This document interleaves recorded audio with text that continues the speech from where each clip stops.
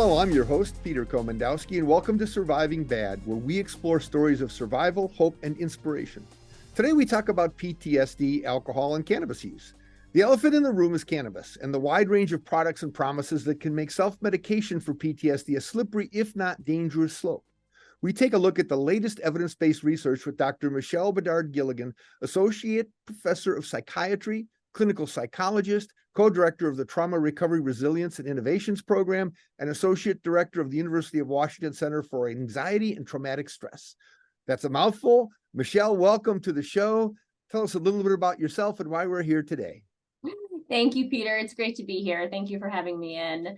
I am an associate professor out here in Seattle at the University of Washington, and my area of expertise is really around understanding recovery processes following exposure to traumatic events.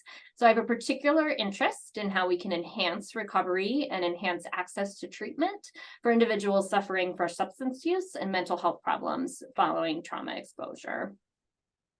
Now, trauma is a big issue that we've really gotten to know better since we're now opening up the dialogue about mental health. But at the core of PTSD, I think the initial interest in it was really with veterans, where we had a sort of a longstanding relationship with very extreme experiences on the battlefield and traumatic experiences that all of us really understood from the point of view of a traumatic event and how that could work. But in essence, the spectrum of post-traumatic stress is really much wider than bombs and gunshots. Can you give us sort of understanding of how it may manifest itself in different people's lives? Yeah, absolutely. And I think you're absolutely right. We started with veterans, and then there was some really keen observations that the reactions that people had following different types of experiences that weren't combat related, weren't war related, but shared characteristics, threat to life, threat of injury, fear of dying, fear of being harmed in some really substantial way, led to the same types of reactions and symptoms as those war experiences. And so following all types of traumatic events where we see those characteristics, the event is unpredictable, it's uncontrollable, and it's horrific in some way, and is really threatening to the person's sense of safety. We see PTSD-like reactions. So this includes sexual assault, this includes physical assaults, childhood abuse, motor vehicle accidents, natural disasters, terrorist attacks, losing a loved one to suicide or some other tragic event like that, a variety of experiences that really just shake up somebody's worldview a lot and really kind of have profound impact in terms of the amount of threat that they convey. Now, when we talk about profound impact, we talk about things like stigma sort of being an external force, like somebody stigmatizes somebody. But then in a sense, there's sort of an internal dialogue too that people have that address trauma, which maybe is a little bit of denial at times, or maybe fear of expressing a fear. It sounds like a double, it sounds like a very odd thing to say, but it really seems to inspire a sense of loneliness in people, a sense of, it sort of pushes towards the introverted side. Now, is there a psychological dynamic that leads towards substance use and abuse when people face trauma?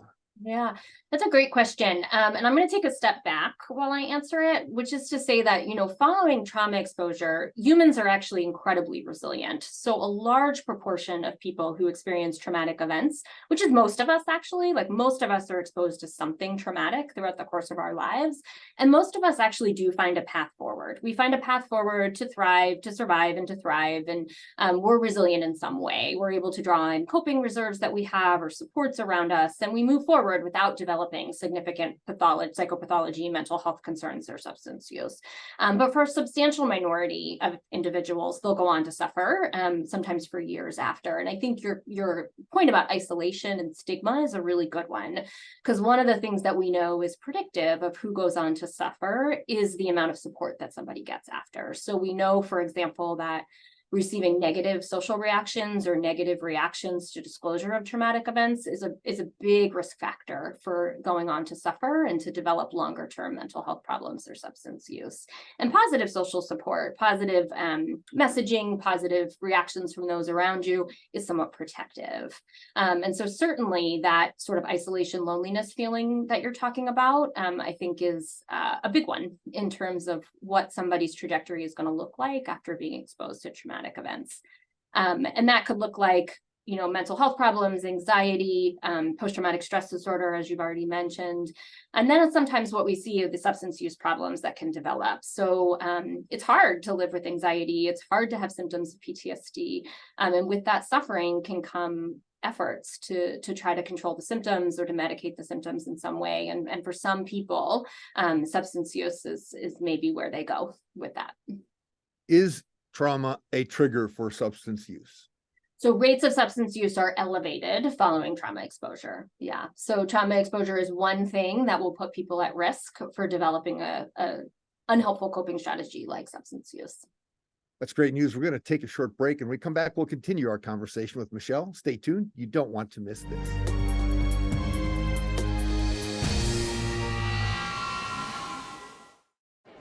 The black truck? Hey, Christina from accounting. Yeah, hi. Hey, I used to date a girl named Christina. Oh, really? Yeah, and then she dumped me for my best friend. You want to see some photos of them that I took? I don't. I thought we talked about this, buddy. Buzz and overshared again? Yeah. Yeah. I'm gonna call a car. That's a smart idea. So yeah, I know, that's why I did it. Hey, you're gonna get back to the top of the mountain. Does that mean I'm gonna get back with Christina? No. Oh. No. Every second, 127 new devices connect to the internet. You can feel it happening. Our digital world expanding with every breath.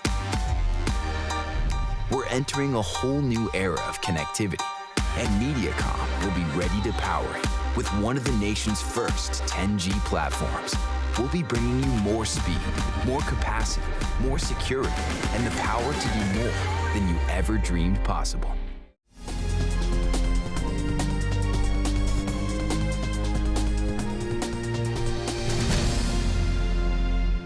Welcome back to Surviving Bad. We're talking with Dr. Michelle Bedard-Gilligan about PTSD, the risk of self-medicating, and the potential of some treatment options.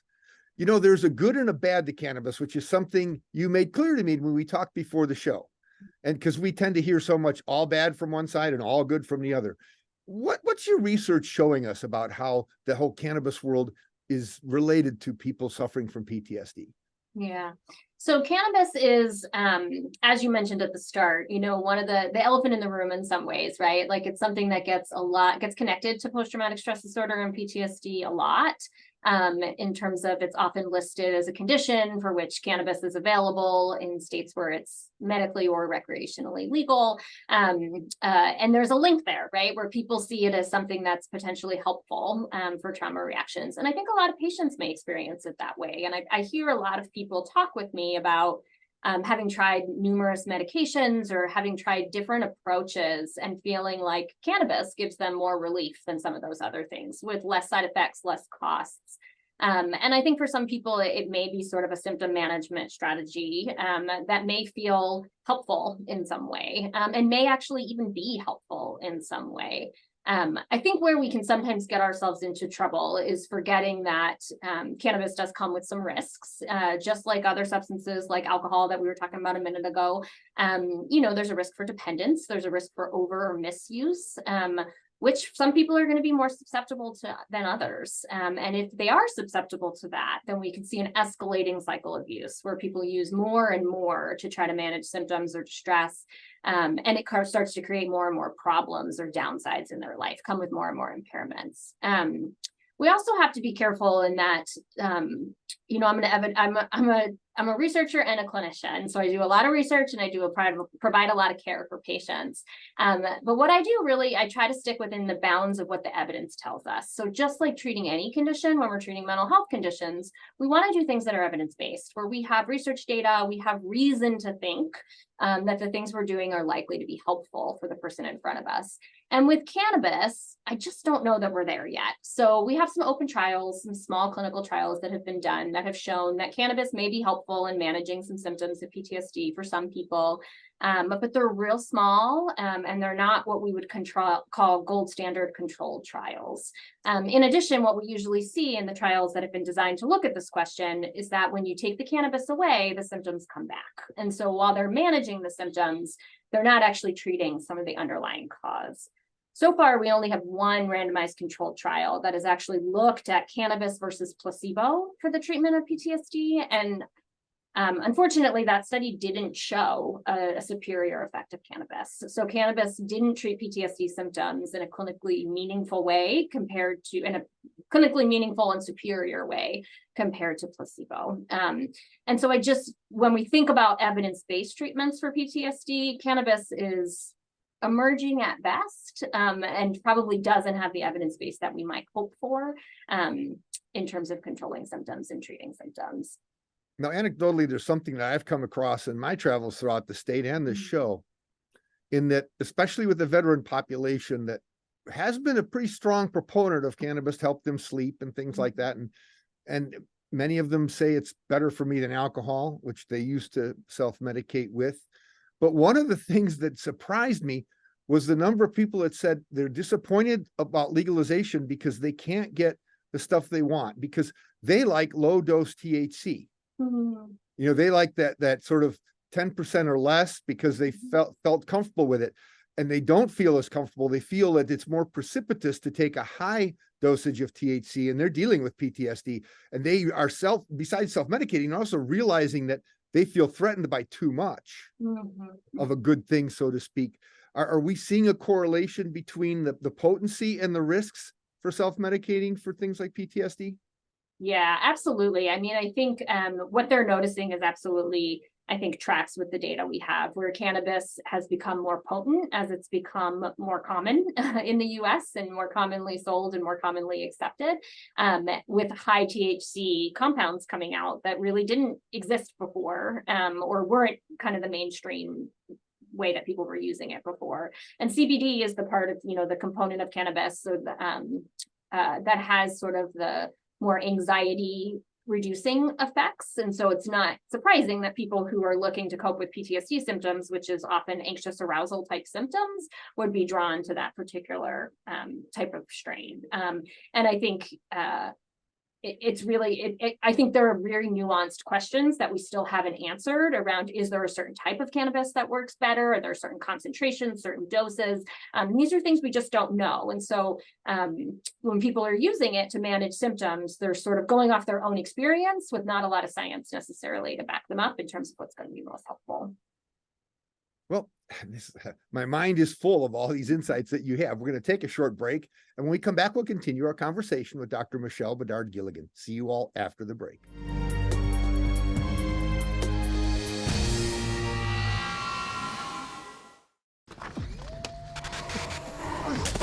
Multiple studies have shown that marijuana can slow both driver reaction and response time, which can be really dangerous. He's here. He's here. Wait. What? I can't drive. Why? I'm high. Oh.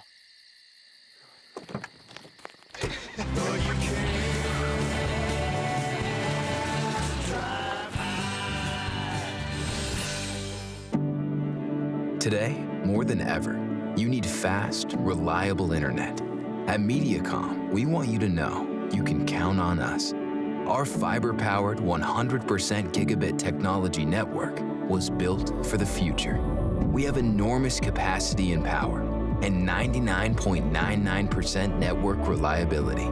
So even though these are uncertain times, we're prepared, and you can be certain we'll keep your world connected.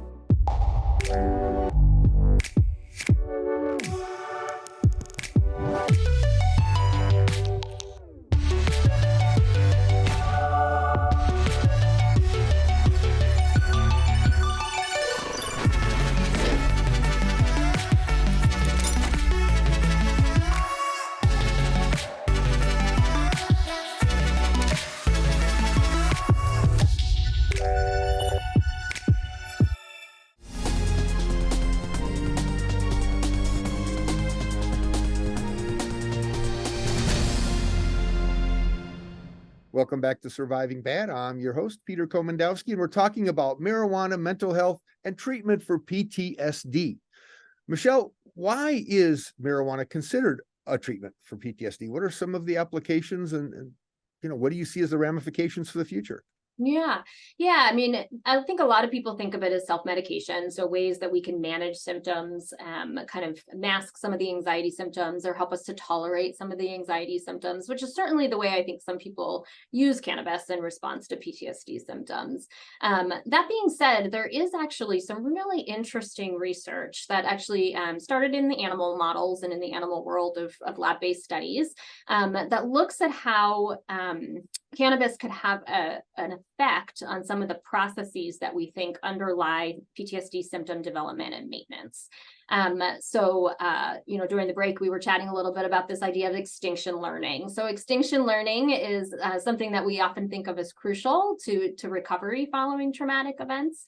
And basically what it means is that when we have something really traumatic happen to us, we kind of have this fear learning process that happens where we're sort of conditioned to start to learn to be afraid, not only of the trauma itself, but of all the things that are associated with the trauma. So things that feel like the trauma, remind us of the trauma, even if they're objectively safe, because they share characteristics with the trauma, we often become afraid of them. And that's where we see a lot of the PTSD symptoms come in, right? Of people re-experiencing memories related to the trauma or being cued to think about the trauma when they don't want to. And then we start to see avoidance patterns develop where people pull back because they don't want those trauma cues to trigger the symptoms.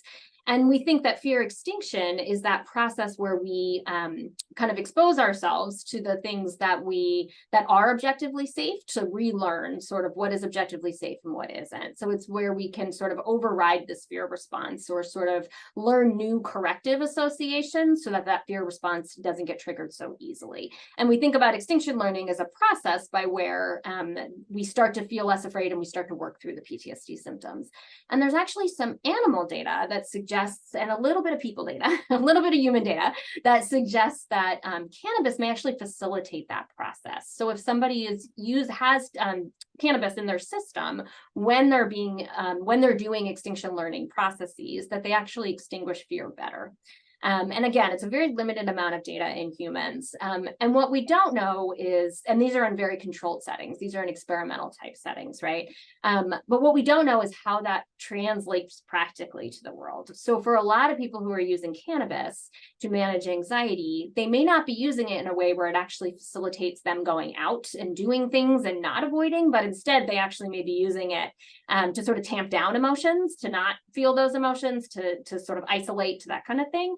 In which case, then we wouldn't have any of that fear extinction process happen. They wouldn't be out there being exposed to the things that we think would aid in recovery. And so it's sort of an open question of, we don't know when people are using sort of cannabis kind of personally in their life, not as part of a treatment approach necessarily, but just a way to manage anxiety, whether that would facilitate that process or not. And we just completed a research study. We're still in the process of sort of looking at the data and making sense of what we found, but we did a study where we were looking at individuals who were using cannabis for PTSD symptoms, and we gave them a treatment for PTSD. So we gave them a therapy that is designed to promote extinction learning. And we wanted to see with having cannabis on board while they did this process of extinction learning would facilitate outcomes. So would you actually do better compared to our group that wasn't using cannabis if you did the same extinction-based treatment? And then again, we're still in the process of cleaning data and looking at it, so we don't know quite yet. But what I can say is that we got really good engagement from the folks who are using cannabis. These folks engaged in our treatment, they did our strategies, and that, it was tolerable for the clinicians out there who worry about doing treatment with someone who's using cannabis. Our data might suggest that it's doable. Most people stuck with us. Most people did the treatment, but it kind of remains to be seen what the effect of cannabis on the treatment outcome was. So we don't really know if it hurts or helps at this Correct. point. So Correct. let's find this back to the point where we know that if you're self-medicating with alcohol or marijuana, you're playing with something that is potentially addictive. Mm-hmm. And not easy to escape the throes of addiction. I mean, it takes a lot of work. So if somebody is dealing with PTSD or anxiety or any precursors or associated mental things with a traumatic experience, I mean, obviously self-medication, we're a pill focused society. We like to take one pill and cure everything. Is it wiser to engage a professional in treatment before a substance is involved? I know that's one of your research projects, but in general, do you have a sense of what you might recommend to somebody?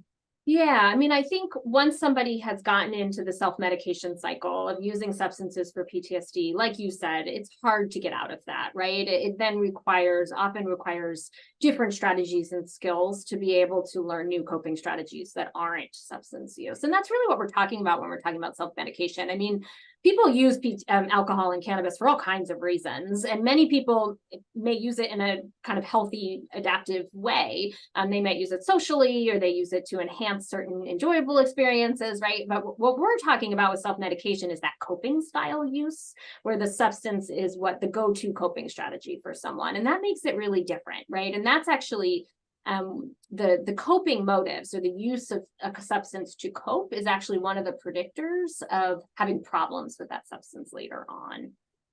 Absolutely fascinating. Well, we're going to take a short break, and Michelle asked you to come back and share some comments, insights, and inspiration as you give us a sort of a conclusion and an overview of everything we've talked about today. See you all after the break. You don't want to miss this.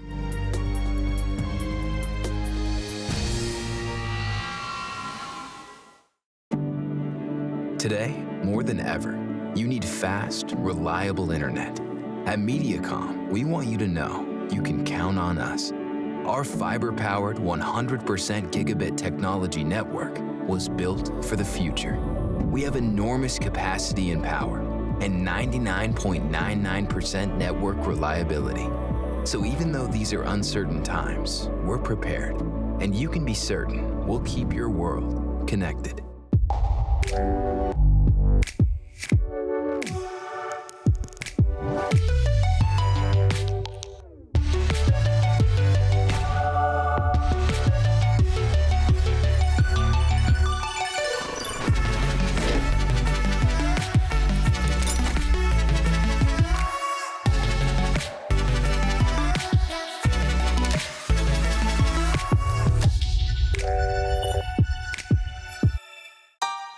Every second, 127 new devices connect to the internet. You can feel it happening, our digital world expanding with every breath. We're entering a whole new era of connectivity, and MediaCom will be ready to power it with one of the nation's first 10G platforms. We'll be bringing you more speed, more capacity, more security, and the power to do more than you ever dreamed possible.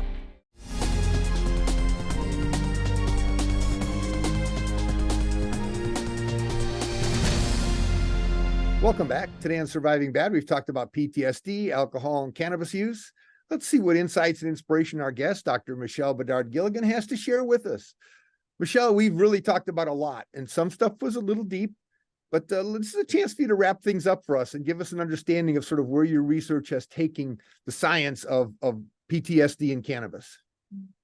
Yeah. So, I think if I were to think about wrapping up and some of the main points to leave everybody with, I think I would say that, following trauma exposure, almost everybody has a reaction, almost everybody has distress, but over time, for some people that gets better, and for some people it doesn't. And for people where the distress persists or escalates even, using substances is often sort of an inclination that some people have, a way of kind of coping with that continued distress, which makes sense. I mean, in some ways it makes a lot of sense, because substances can often do that at purpose, and especially when we're talking about alcohol and cannabis. It can lead to reductions in anxiety in the moment. It can lead to feeling less distressed in the moment. The problem is that for at least some people, we see long-term consequences associated with it. And the use of those kinds of substances to cope with emotions may actually get in the way of recovering naturally. So it may actually get in the way of the recovering that someone needs to do following a traumatic event. And so I think in terms of when the substance use is really coping motivated in that way, we see it as a risk factor. The good news is that we do have interventions that we know work for PTSD. even when their substance use is on board, there is some potential that something like cannabis, when used in the right way, for the right reasons, may actually be helpful for PTSD symptoms, but we just don't know yet. And so just being aware of what we're doing with the symptoms that we might have related to a traumatic event and what we think might be healthy versus less healthy, adaptive versus less adaptive, and knowing that there are formal supports out there that can help with the things that people are struggling with, I think is really helpful. So the rather mercurial promises of the cannabis industry that it's a cure-all and end-all could be very far from the truth. It might be a little bit less of a cure-all end-all than we'd like to imagine. Is it possible, especially in terms of tapping into the powerful forces of resilience in human nature, is it possible that using these addictive substances can impede healing? Absolutely. So that is one thing we know, and something that I always caution people that I'm working with is that, a pattern of substance use that may not have been problematic before a traumatic event may become problematic after a traumatic event. We talked a little bit about extinction and what that looks like in terms of that process of sort of corrective learning about what is safe and what is dangerous and how we make sense of the traumatic event. And if we're using a substance heavily in the aftermath of trauma exposure, that can really get in our way of doing that. It can get in our way of accessing positive supports. It can get in the way of that new learning that has to happen for us to move forward and sort of make sense of things in a way that's adaptive for us. And so absolutely, I think sometimes it can impede recovery and something people need to watch out for if they're using it in that way. In your work and your research, what have you learned about people that have suffered trauma?